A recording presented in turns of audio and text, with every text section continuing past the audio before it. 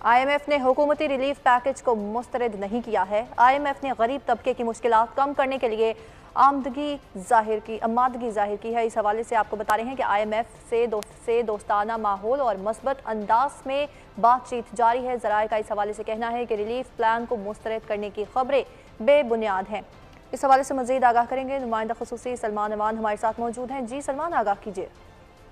जी बिल्कुल, इस बात में तो कोई डाउट नहीं कि पाकिस्तान इस वक्त शदीद तरीन मौशी बहरान से दो चार है। लेकिन जब हम इस किस्म की बेबुनियाद झूठी लफ्ज खबरें देखते हैं जिसमें पाकिस्तान और IMF के टॉक्स के ऊपर बात की जाती है, पाकिस्तान को मुआशी तौर पर ऐसी पाकिस्तान की जो सूरत हाल है उसमें बेयकीनी की कैफियत पैदा की जाती है, तो उससे मुल्क की मईशत को मजीद नुकसान होता है। लेकिन इस हवाले से ज़राए ने बिल्कुल वाज़ेह कर दिया है कि निगरान हुकूमत जिस तरह से अवाम को रिलीफ देने की बात करिए, चाहे वो पेट्रोल के हवाले से हो या बिजली के बिल्स के हवाले से हो, तो उसमें हुकूमत पाकिस्तान और IMF की जो मुज़ाकरात हैं, बातचीत है, वो जारी है। और इस हवाले से जो क्या आराइयाँ की जा रही हैं या सोशल मीडिया पर खास तौर पर खबरें फैलाई जा रही हैं कि IMF ने हुकूमत का बेल आउट पैकेज मुस्तरद कर दिया, ये सरासर गलत है, सरासर बेबुनियाद है।